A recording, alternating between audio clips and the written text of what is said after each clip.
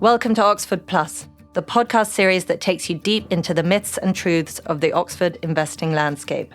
I'm your host, Susannah de Jager, and I've spent over 15 years in UK asset management. My guest today is Mark Preston. Mark has a degree from Monash University in engineering, which he initially applied to Formula One. Having run multiple teams' engineering departments, he subsequently moved into strategy and executive management.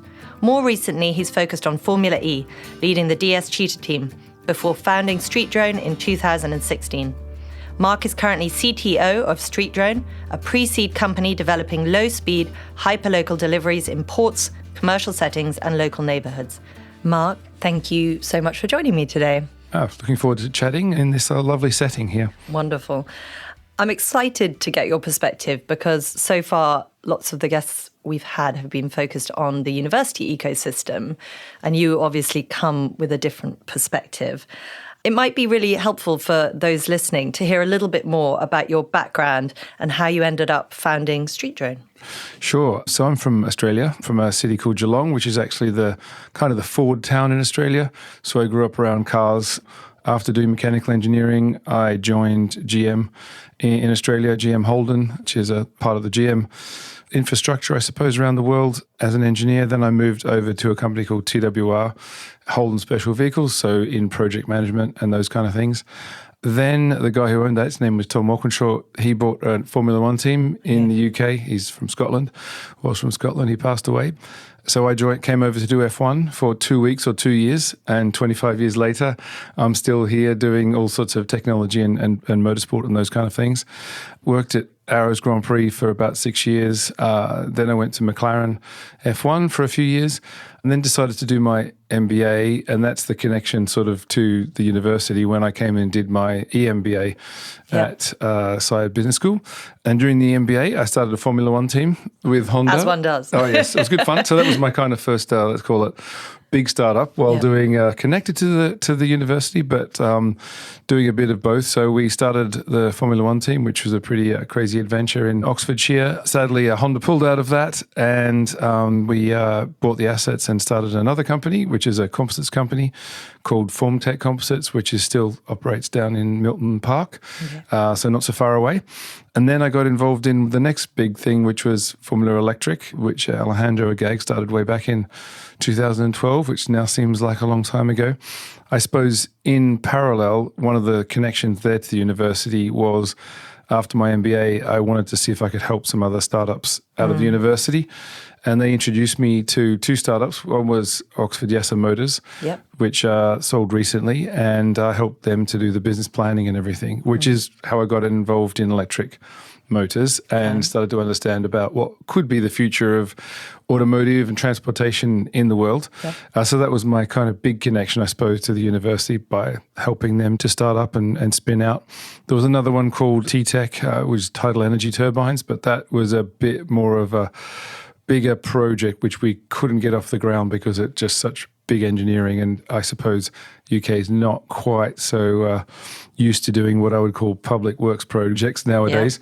But anyway, that was an interesting one as well. So I got involved in Formula Electric, and along the way started to look at what else was going to happen in my favorite world of automotive, which turned out to be autonomous. So with a colleague of mine, Mike Potts, we started StreetDrone to have a look at autonomous vehicles and support initially some of the startups that were also happening in the UK with vehicles, and that's kind of where we're up to now. Wonderful. Thank you. That was a really excellent whistle-stop tour of quite a long and detailed career. I mean, I think it would be fair to say you've got a lot of experience, and you very kindly touched on how it integrated with the university and more distinct from it. Something when we met the other day that really struck me, and it's my naivety, I'm sure, not other people's, but, you know, Oxford Plus is talking about the university and outside of it, and you actually articulated just on the scale of the Motorsports Cluster, kind of near Oxford. And I'm really interested, firstly, to hear a bit more about it, but also when the UK talks about trying to build clusters, I can't help thinking there's so much we could learn from the existing ones. And I'd love to get your perspective on how it operates and what, I suppose, the distinct characteristics are that we should be trying to emulate. Yeah, I find it really interesting, the whole cluster here. So there's, of the F1 teams, really are the ones that drive the cluster. Yeah. I'm not going to count how many there are at the moment. I can't remember, 6 or 7, depending on whether they've got satellite offices here as well. So you may not realise that some of them still have offices here, even if they're not primarily based here. And that sort of spreads from the Silverstone being the racetrack and then down as far as obviously McLaren in London, but up as far as Mercedes high-performance engines. At least that's one of the more famous ones in Northampton. Yeah. So there's about 40,000 people that work in the industry, and it's massive. Probably driven. The thing that I found is the most similar to Silicon Valley is, I think, there's what they call high labour mobility, meaning if a project fails or stops, like we've had a few projects stop when a car company pulls out, it doesn't take long for all those people to get taken up into the next project or expansion or growth or something. And I think that's quite key, because it means people aren't afraid to lose their jobs, which sounds terrible, but it sort of shows that mobility of people means that it shouldn't be a problem to shut something down. That's not great, but it does allow for things to ebb and flow and grow and change. Well, it's not a backwater, is it? So you're not trying to hire somebody into somewhere where they've kind of backed into a cul-de-sac if it fails. Yes. And so I should imagine that attracting that top talent, when there's that optionality, it's just that much more appealing. Like, well, if it fails, at least I haven't moved my whole family somewhere. Exactly. And that's what you find a lot of people from all the countries around the world, including myself. Lots of Italians and French and Germans and everybody and Spanish, etc., that all come and live in this region in order to work in motorsports. And that huge supply chain is very high tech, very high end. We've had some startups or helped a few things out of Oxford where often Formula One will experiment way earlier than anybody else. So universities are known for doing the low TRL levels, so the technology readiness levels. And F1 would often scoop those levels up really low down, so sort of 3 and 4, and have a go at them or play and see whether those things are viable. And if they're viable, perhaps help them scale up, or at least go from sort of 4 to 6 and then use it. And then if it doesn't work, then pass it on, or it then grows its own way, because F1's helped to get it going. So it's great because it can afford higher priced products at the beginning, especially if they're higher performance. And so I don't know if we've used the opportunities well enough in the region it has been used, but I'm sure it could be used more in order to help some companies spin out quicker. Interesting. Just coming back to the elements, what you've described is a really high functioning and one of the main clusters. And what we've described is one of the main benefits of that. So the talent cycling and obviously the funding of sort of things coming out of the university, early stage technology with a natural buyer. But if we want to create that in a maybe slightly different area, it sounds like potentially it's quite difficult, because it almost relies upon a sort of critical mass in order to function. Not maybe the latter part, but the talent element. So are there sort of, I suppose, areas that are maybe stand alongside Formula One that we could kind of naturally be cycling talent into them, and so there's a natural place to sort of point to that's adjacent, I suppose? Yeah, I'm a big fan of obviously doing my MBA of the competitiveness of nations, you know, and what you should be doing, what you're good at. Yeah, makes sense. Like a kind of joke that, you know, if you're going to buy surfboards, maybe you might buy an Australian surfboard, but if you're going to buy a car, I'm not so sure we should really have a big car industry in Australia. If you want to buy mining equipment, maybe. Or, indeed. You know, so I think in some ways things should match what's going on there. There's certainly a lot of government strategies which follow along some of the main themes in motorsports, things like advanced materials. So the machines to do the rapid prototyping and printing, perhaps, you know, that becomes a separate stream, supported by the F1 teams who use them considerably now. So high value engineering, rapid manufacturing of parts, experimenting with things on the kind of bleeding edge. So I think there are a lot of companies that can benefit from being close to the F1 teams and then can help those technologies spin out. I mean, there's a lot of discussion at the moment about synthetic fuels and other things, which F1 is pushing for the 2026 season. And so there are startups, and there's obviously a lot of R&D going on in chemistry departments and those kind of things at all the big universities. So again, there's ways in which those departments can link to some of the technology that's developing and then hopefully spin that over to F1 to kind of kickstart things, and then maybe then find their way to, interestingly, the classic car industry in the UK, which is massive. So there's all these things that can then take that technology from the, let's say, beachhead market to the next market to the next market. So this is certainly a lot of optionality here. Really, really interesting. And you spoke about the fact that a lot of the companies might actually just have a satellite office. It might not be their headquarters that are here. In your experience of having worked in Formula One, could we be doing more to attract more headquarters here? You know, I had a slightly depressing kind of sitting in traffic moment on the weekend, not even during the week, thinking, gosh, if you were looking to set up a company or a headquarters, this traffic issue in Oxford might really put you off. That's a bit prosaic, but in your experience, you know, should the government be doing more to try and attract headquarters here so that they then supplement clusters and supplement what's coming out of the university? I think the biggest problem we've come across is Brexit again. Yeah. I wasn't, was I doing F1? Yeah, I was probably doing F1 back in the days when we probably, some of the trucks would have to drive across Europe through borders where you require this thing called a carnet, which is a piece of paper that you have to list every single thing. Stealing the car. Yeah, and you have to list every single thing in the vehicle, and you're in the truck, that's being delivered. Oh, sorry, it's delivering the cars. And nowadays you also have to put where the origin of every part is. And so you can imagine when a race team takes things from the UK to now back into Europe to go racing, the amount of paperwork and everything is just phenomenal again.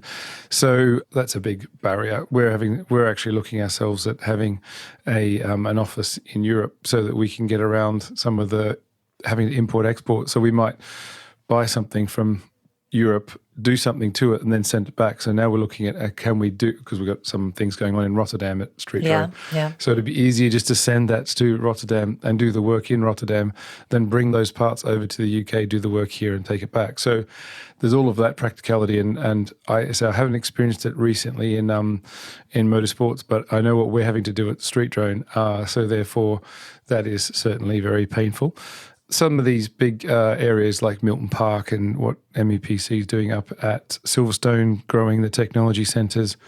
We did look at one point when we were looking to where to put an office with some of the tax breaks on some of the areas which are seen as free. Is it free zones? Or there's areas where you can have business rate relief for a while to encourage someone to, set up something here. A lot to do, of course, education, and then the problem of sponsoring people, actually getting enough people to work for you, and then make it easy for us to bring people into the country.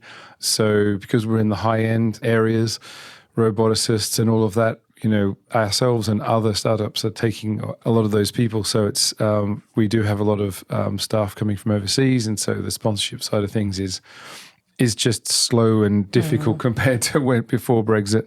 So there's lots of barriers that have been put in place in the last number of years that slow us down and mean that we're having to do different things in different countries in order to get around them. Yeah, slightly depressing to hear. Yes.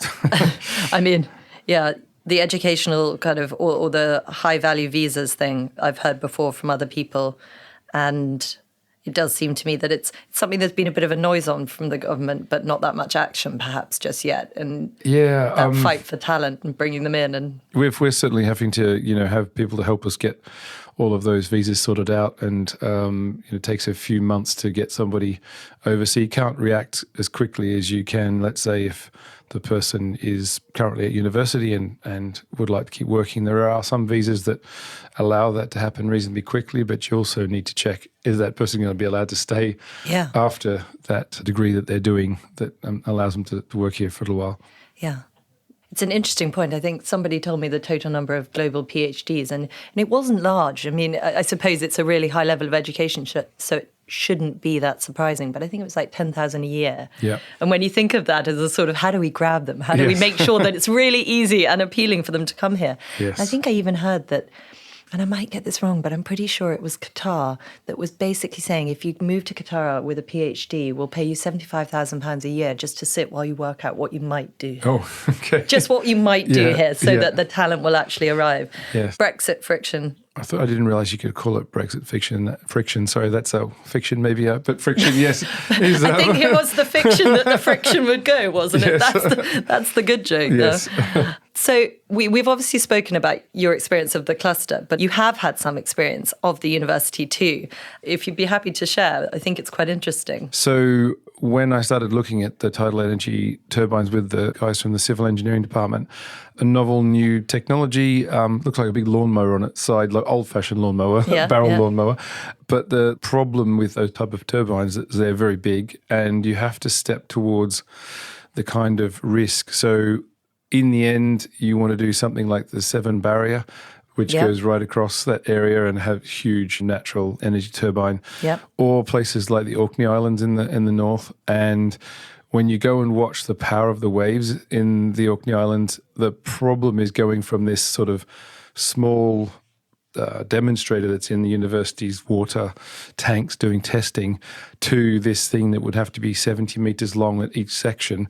You can imagine if something goes wrong and that gets washed away, it's not like you're testing something on land where, all right, if the wind energy turbine starts to creak and groan or something, you could probably go up and take a blade off. But in this, you put it in the water and then it could just get washed away. And then that's the end of that. So the difficulty was looking at going from that right up to a full-scale operation.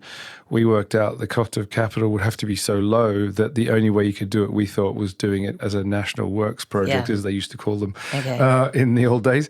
So almost going back to the days of Brunel and everything in the 1890s when we did so much stuff in the UK, it built so many big things. I mean, like high-speed railways or something. Yeah, something just like as an that. example. Yes, when China's building how many thousand kilometres per day or something. So that is a bit of a disappointment that we couldn't find a way to scale up such a risky project, but the fact that how much tidal energy we have around the UK. So it would require a different way of thinking, I think, to get such a big engineering project over the line. Obviously, we've got a lot of wind turbines on and offshore, which is great, although that seems to be slowing slightly in the offshore ones. But yeah, the tidal energy turbines are another step in terms of their complexity, not really, but more risk as you build up to what you're trying to do. And in terms of when you had that realization that the capital required was just going to be massive and that it would have to be a completely different type of investor, did you actually then go and try and talk to government at all? Or was it just something that you spoke to people and you said, well, there isn't the natural buyer of this? I did actually go down to Westminster and have a discussion. I'm trying to remember, I don't know which department it was, I can't remember now. They've all changed anyway. Yeah, so it could be probably energy, I imagine. Just to actually ask them, did they ever see a point at which something like this could work, and did they agree with me that this is the type of different thought process would have to happen? And they basically agreed with me. We didn't find a solution, so I kind of said, okay, that's we're not going to be able to go any further unless we could figure out a way of getting past that hurdle, or there was another solution which we at the time didn't come up with. Yeah, I mean, it's interesting because in the project that I've been involved with for a while and it's now finished, we were talking to government quite a lot, trying to understand if more pension capital could be released, perhaps, to create a larger natural UK, not completely altruistic, but, at sufficiently large scale that there might be projects like you're describing, I think, that could fit within it. And it did oscillate a little bit in the 2 years we were engaging with them, as I think things got a little bit less positive. But what was interesting was this sort of dialogue or rhetoric or kind of almost dogma, dare I say it, of that's a private sector problem. Yeah. And we as the public sector don't think we should intervene. Yeah. And it's really interesting because it slightly belies the reality of other countries and what they're doing. Yeah. And again, with a slightly cynical hat on, state aid rules are viewed quite differently in different places. And the way that they are interpreted and enforced in some countries is a bit more sort of, well, that's fine. And that we maybe hurt our own chances by being the most literal. We have made use of the smaller size funding. So the Entrepreneurs Investment Scheme, which works really wonderfully. That's for the very low level.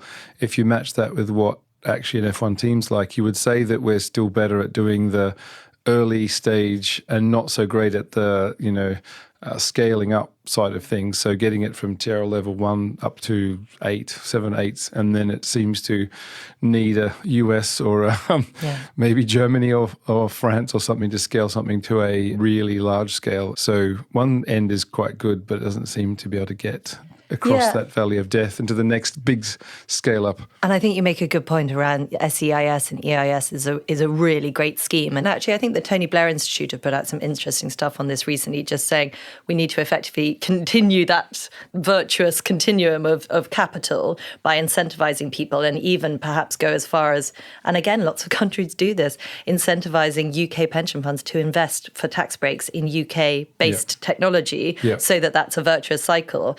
And it's not a kind of giveaway. It's in order to create that virtuous ecosystem within the UK that benefits the UK. So it's not an expenditure on the kind of lack of tax take. It should be seen as an investment by the government. Yeah.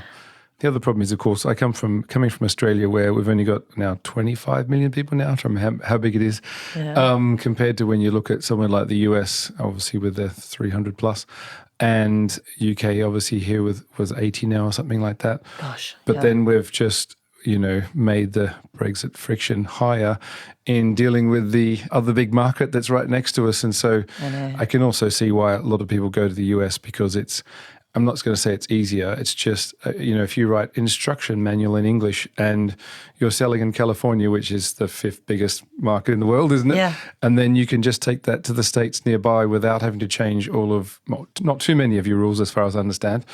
And therefore, it's easier to incrementally grow in that first stage. So you're going from a place as big as the UK and you're expanding out quite fast, if you can, to a market that's then 4 times as big or whatever the number is, whereas we're slowing that down over here. So it's sort of logical that you can't scale up something as easily from the UK, unless, like I went back to that silly idea about surfboards. You can sell more surfboards in Australia. So what's that same area? We're pretty good at pharmaceuticals here, for example. Yep. And obviously the university has a big chemistry and pharmaceutical side of things. So there are areas that we seem to be able to scale up in some way. Not quite sure. I haven't sat down and tried to figure out why some things can scale and other things can't, but certainly high value, low volume products that seem to be okay. But then, there's others that don't seem to be able to scale up from here. And it's interesting because, coming back to where we started the conversation, thinking about the cluster, potentially when you have that experience of how to scale something and the ambition, because that talent has been able to stay here, because there is an existing cluster, even though, as you say, the friction is greater now, because it's incumbent here, it's harder to move it perhaps than it is just to stay put.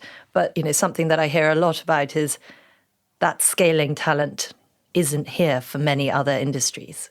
And so people's experience is that they need to go elsewhere because they literally don't have a playbook, or because the playbook is to go into another larger same language domestic market, i.e. the US, that sort of automatic moving and listing in America, and then the lack of recycled talent that has the experience of that journey. So it's all a complete kind of catch-22. I mean, they talk a lot about smartphones in saying that could you build a smartphone in America now? I'm not sure if you could, because there's such depth to, I think they call it the Creative Commons, don't they? The tiers down below the main OEM who makes the main product, like the phone.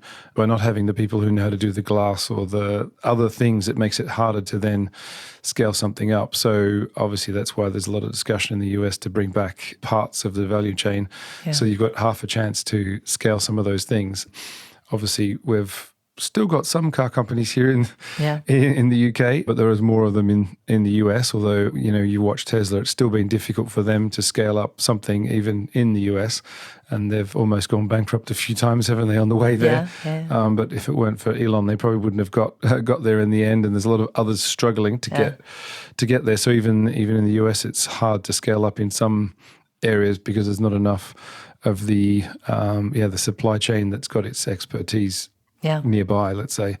So that's a curiosity. I'm not quite sure what you do about that exactly, because then you have to think about picking winners and, what should we be scaling up in here and what shouldn't we be scaling up and what works best. I know the government does a pretty good job at it in terms of, there's a lot of things with Innovate UK and the KTNs, the knowledge transfer networks, working on which sectors that we should be looking at. So high value manufacturing and those kind of things certainly do get a lot of help. There's a fair amount of research in batteries and all of those elements, which we see in F1, but then scaling it is the bit I'm not sure the British fault didn't I can't remember where British Volt's up to now. Yeah. I don't think it's very good. Yes.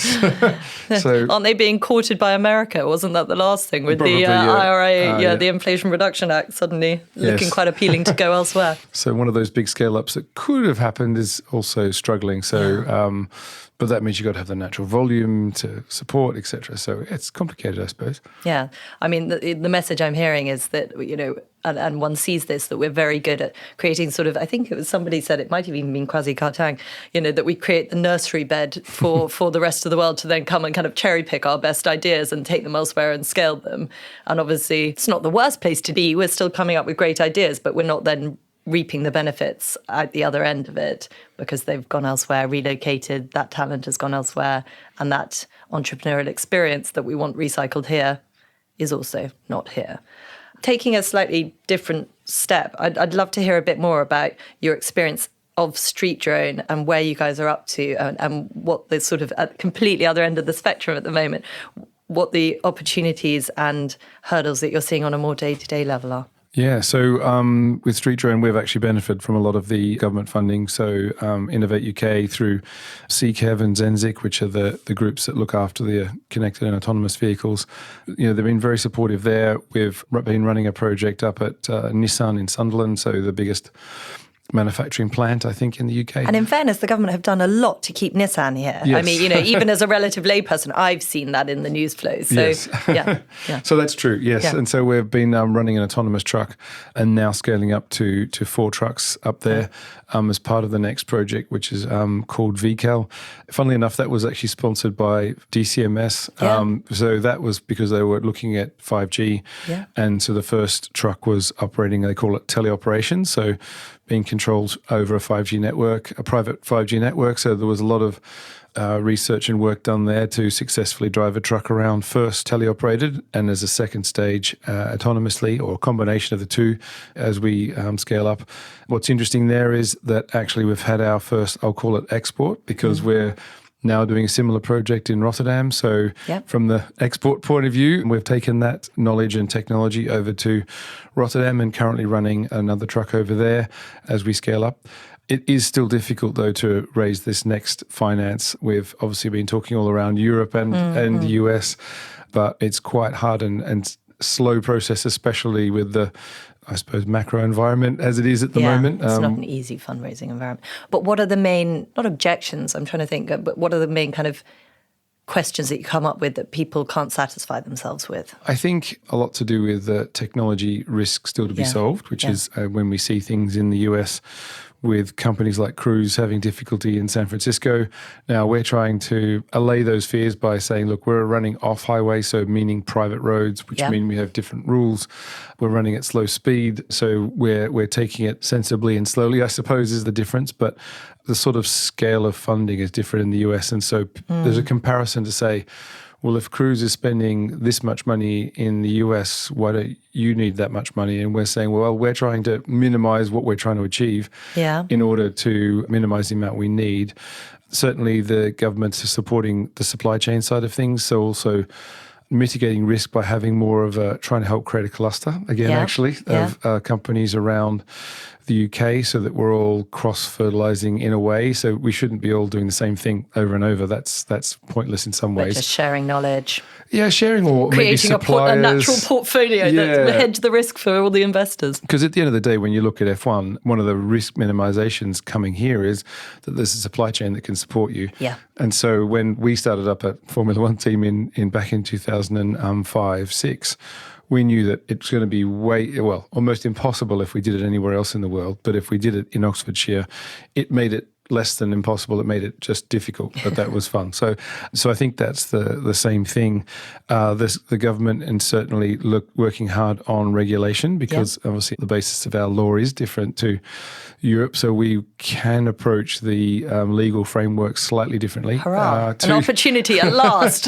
Yes. So StreetDrone's been supporting the Law Commission and others and BSI and others to work on the regulations, especially we're trying to help frame the ones that for off-highway for ourselves, Yeah. although we are also doing work on highway with some of our vehicles and some of the partners around the UK. So there's a lot going on, but there's a long way to go, and having obviously a stronger in terms of VCs, etc., that are into this area, and so the government's doing a lot to support, but they can only go so far until you go back. And does this fall into the remit of sort of the UK Infrastructure Bank, or is it outside of it? I am not the expert on those ones, but yeah that'd be great. We'll talk after. Certainly, there's a number of big startups in Japan and in Europe that have been funded by and I may be wrong, but I believe ECB and other things. So yes, there is a possibility that is something we haven't been able to unlock, whereas others have around the world. Say certainly one of our Japanese, don't know about competitors, but certainly someone in this industry has been supported by that type of fund. Yeah. And then, of course, we talk about the Chinese side of things, which obviously get funded in a different way and have quite a lot of strong support behind them to compete around the world. So we are coming... Well, they're not playing on an electoral cycle, are they? No. So we are doing or we're proposing some solutions, RFPs, where we know the competitors are Chinese. And so that'll be interesting to see how that would play out. Really interesting. Yeah. So they'll be supported, I'm sure, in certain ways. Yeah. And so we'll see if we can be... It comes back to this thing of it's not a level playing field. Yes. And sometimes by being the most law-abiding. And in some ways, it's the best thing about Britain is the common law is why people want to do business here. Yes, exactly. But when you hold yourself to higher account than everyone else, it does make business perhaps quite tricky. Yes. Interesting. Mark, thank you. This has been such an interesting and broad-ranging conversation. I've really enjoyed it, and particularly hearing the two experiences you've had from much larger kind of part of the Motorsports Cluster and then your experience as an entrepreneur coming out of Oxford. Is there anything else that you particularly kind of wanted to add before we round out? Because I've really enjoyed this. No, I think it's been a great conversation. You can tell from some of the approaches, I would love to figure out how to join the cluster of motorsports up better with the university and startup side of things. That's been a bit of a passion. Haven't seen it work as well as I'd like to, maybe over the last 20 years or so here. There feels like there's got to be a way of joining up this very unique, now on the TV everywhere, of Drive to Survive and everything, sport that's just around the corner, and many of the people live in Oxford and around Oxford, and in certainly Oxfordshire as well. So that's one of those things where I'd love to join up all these bits of the puzzle that we've been discussing in a much more fluid way, I suppose, and reduce some of that friction of the Brexit side of things. Would make it way easier for both the Motorsport Cluster and also the startup. Yeah, both the large and the small. Yes, if we can find ways of joining those things up. No, and listen, I think that's a very worthy and probably a good note, a positive note to end on, is that there's more opportunity. And obviously the goal of this podcast is partly to have these conversations in a public domain so that anyone that might be able to add thoughts or practical solutions can basically get in touch. So we would encourage that to anyone listening. Sounds good. Wonderful. Thank you, Mark. Thanks for listening to this episode of Oxford Plus, presented by me, Susannah de Jager. If you want to stay up to date with all things Oxford Plus, please visit our website, oxfordplus.co.uk, and sign up to our newsletter so you never miss an update. Oxford Plus was made in partnership with Mishcon de Rare and is produced and edited by Story 94.